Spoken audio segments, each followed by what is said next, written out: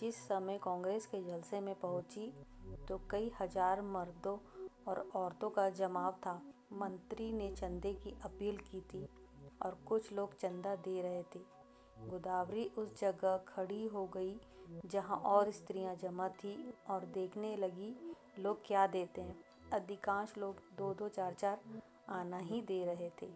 वहाँ ऐसा कौन धनवान था जो ज़्यादा पैसे दे। इसने अपनी जेब टटोली तो देखा 1 रुपया निकला। उसने समझा यह काफ़ी है। इसी इंतज़ार में थी कि झोली उसके सामने आए और मैं उसमें पैसे डाल दूं।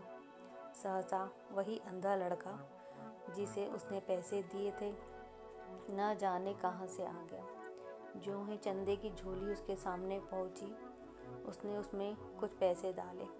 सबकी आंखें उस तरफ थी। सबको कौतूहल हो रहा था कि अंधे ने क्या दिया। कहीं एक आधा पैसा मिल गया होगा। दिन भर गला फाड़ता रहता है, तब भी तो उस बेचारे को रोटी नहीं मिलती।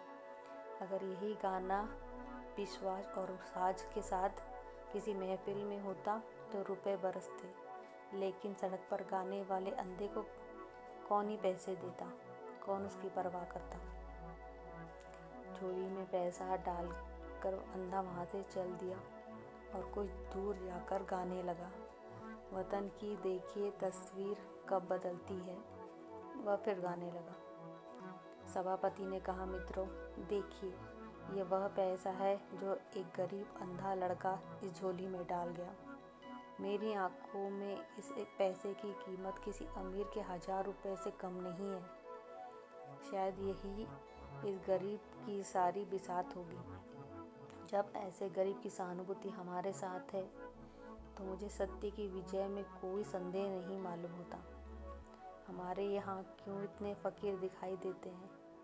या तो इसलिए कि समाज में उन्हें कोई काम नहीं मिलता, या दरिद्रता में पैदा हुए और बीमारियों के कारण कोई काम न मिला। इस कारण कोई योग्य नहीं है कि कुछ काम कर पाए। भिक्षावृत्ति ने इसमें कोई सामर्थ्य ही नहीं छोड़ा। स्वराज्य के सिवा इन गरीबों का कोई उद्धार कौन करेगा? देखिए वह गा रहा है, वतन की देखिए तस्वीर कब बदलती है। इस पीड़ित हृदय में कितना उत्सर्ग है। क्या अब भी किसी को संदेह है? बताइए। अब गोदावरी के मन में जिज्ञासा हुई, क्या ये वही पैसा तो नहीं जो रात में मैंने उसे दिया था? क्या उसने सचमुच रात को कुछ नहीं खाया? उसने जाकर समीप से बैठे पैसे को देखा जो मेज पर रख दिया गया था। उसका हृदय धक से हो गया। वह वही घिसा हुआ पैसा था। उस अंधे की दशा उसके त्याग और समर्पण करने की बात गोदावरी को अनुरक्त कर गई। कांपते हुए स्वर में बोली, मुझे आप यह पैसा दे दीजिए, मैं 5 रुपए दूंगी। सभापति ने कहा, एक बहन इस पैसे के दाम 5 रुपए दे रही है। दूसरी आवाज आई 10 रुपए। तीसरी आवाज आई 20 रुपए। गोदावरी ने इस अंतिम व्यक्ति की ओर देखा। उसके मुख पर आत्माभिमान झलक रहा था, मानो वह कह रहा हो कि यहाँ कौन है जो मेरी बराबरी कर सके। गोदावरी के मन में स्पर्धा का भाव जाग उठा। चाहे कुछ हो जाए, उसके हाथ में यह पैसा न जाए। समझता है कि 20 रुपए क्या कह दिए, सारे संसार का मूल लगा दिया। गोदावरी ने कहा 40 रुपए। उस पुरुष ने तुरंत कहा 50 रुपए। हजारों आंखें गोदावरी की ओर गई, मानो कह रही हो, अब आप ही हमारी लाज रखिए। गोदावरी ने उस आदमी की ओर देखा। धमकी से मिले हुए स्वर में कहा 100 रुपए। धनी आदमी ने भी तुरंत कहा 120 रुपए। लोगों के चेहरे की हवाइयाँ उड़ने लगी। समझ गए इसी के हाथ विजय होगी।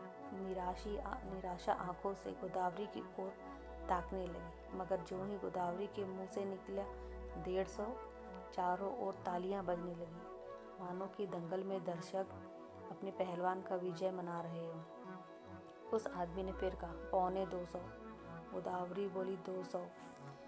फिर चारों तरफ से तालियां पड़ी। प्रतिद्वंदी ने अब मैदान से हट जाना ही कुशल समझा। गोदावरी विजय के पर्व पर नम्रता का पर्दा डालते हुए खड़ी थी और हजारों शुभकामनाएं उसे फूलों की तरह बरस रही थी।